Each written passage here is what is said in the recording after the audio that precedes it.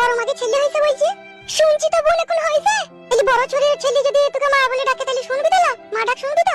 আমার মা ডাক শোনার ইচ্ছা নাই লো, আমার মা ডাক শোনার ইচ্ছা নাই।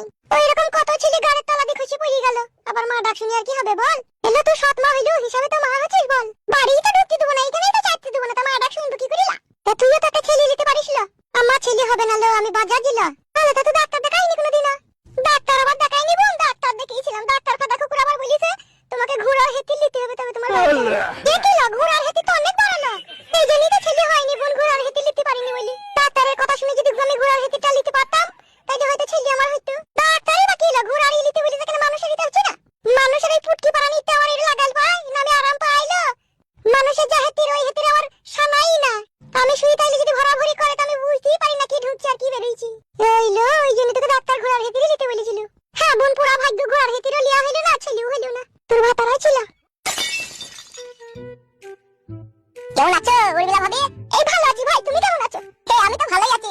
আমি তো পরশুদিন আমার আব্বা হয়ে গেলাম। ভালো ভালো ভাই, দি ছেলের নাম কি রাখলে ভাই? এই কোনো নাম রাখা হয়নি ভাবি, এই মুখে ভাতটা দেবো দিয়ে নাম রাখবো। তো কই দাও দিনি।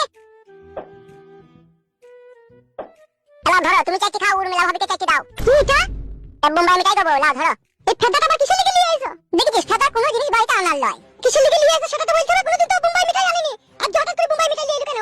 কি রে বাবা, ছেলে হইছে বাপ হইছে বলি তো বোম্বাই মিঠাইটা আমি নিয়ে আইছি। নে রে ধর।